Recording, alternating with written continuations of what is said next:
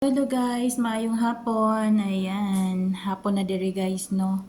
Alas mga 2:30 diri karon. So ayan, magluto tag kamatis og itlog, okay? So I show you how to cook tomato and itlog, okay? Ito yung ating gagamitin. Ito yung ating lulutuin, okay? So, yan guys, no, hugasan ko muna to. At yan, ihanda ko muna yan, okay? So, hello guys, ayan. Ito yung ating kamatis. Napaka-fresh. Ano ito guys, binili ito ng amo ko sa bagsakan daw. Ang dami guys, isang ano siya, parang isang sako. Grabe ang dami. So, ngayon, magluluto ako ng kamatis para sa aking ulam. No? Kasi kapag hindi ganito kadami, hindi pwedeng magluto tayo ng ganito kadami kasi mahal ang kamatis dito. No? Tingnan nyo, ang ganda ng kamatis. So, ayan guys, no, magluto tayo. Try ko muna ang tatlo.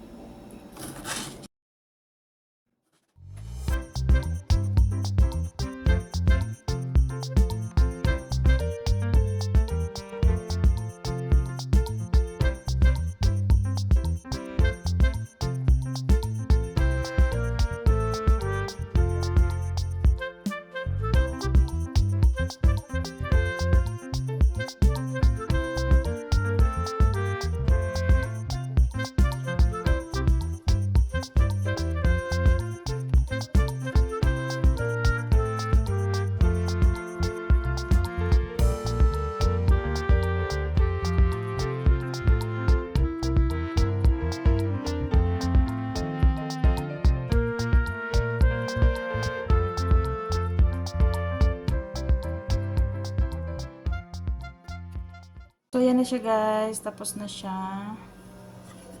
Tapos ko na siyang anahin. Ayan na siya yung kamatis natin, itlog at ano. Tapos ngayon guys, napapainit ako dito ng ating mantika. Okay. So, ayan na siya guys. Lagay na natin yung ating bawang at sibuyas. Okay. Ang dami mantika. Guys, lagyan natin ng kamon. Kamon ito. Or cumin sa English. Okay? So, ito yung ating asin. Okay. And then, natin.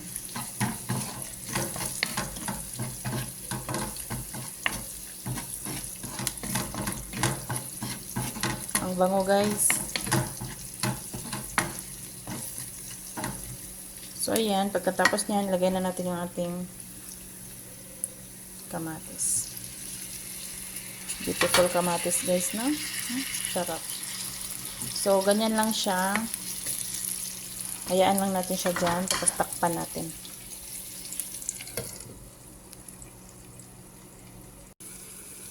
So, ito na siya guys.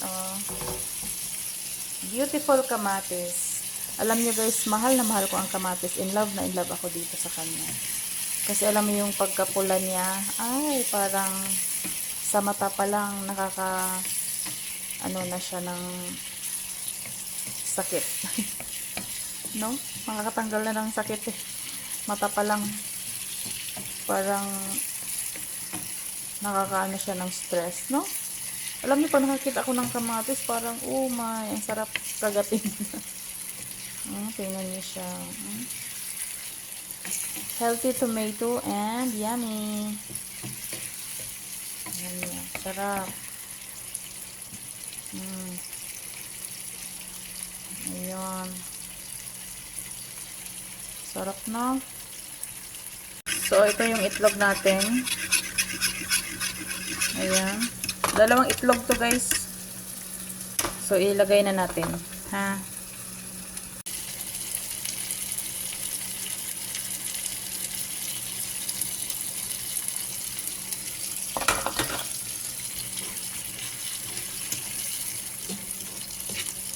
Ganito na siya.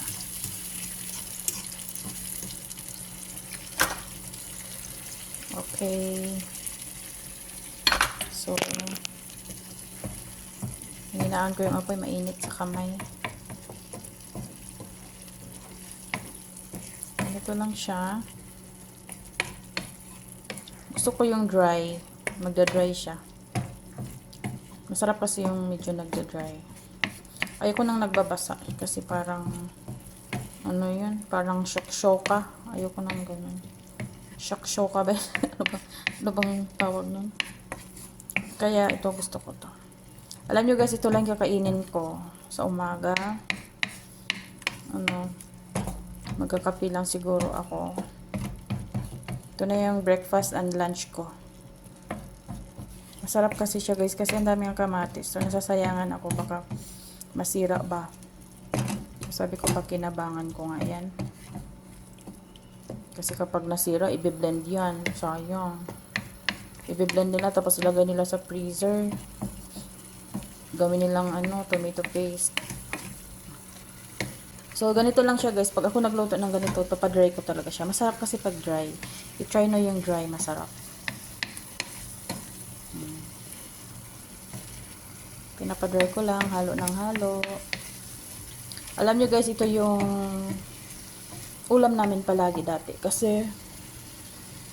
Dati kasi yung auntie ko, may ano siya, nako, marites tayo. Ano siya, may kamatisan siya. So, kapag maraming reject yun eh. Pag may mga kagat-kagat ng langgam. Sa amin napupunta yun, binibigay niya sa amin. Minsan, binibenta niya ng tag 5 lang ang kilo kasi mura pa dati eh. Mga 20s. Mga 2000, ganun. Mura pa nun. Tapos, ipag-ibenta niya, 5 pesos ang kilo. Tapos, naku, parang 3 kilos yung ibibigay niya. Yung pasobra na ba? Kasi, auntie ko nga siya. Ang dami nilang tanim na ganito. So, busog na busog kami na ng kamatis kapag season. Tapos, ang sarap sa kamatis dati, ilagay namin sa ginamos, no? Sa Bisaya, ginamos yun eh. Ang sarap. Kaya, ayan. Thank you for watching guys ha. I love you all. Mama Chup Chup. Bye-bye.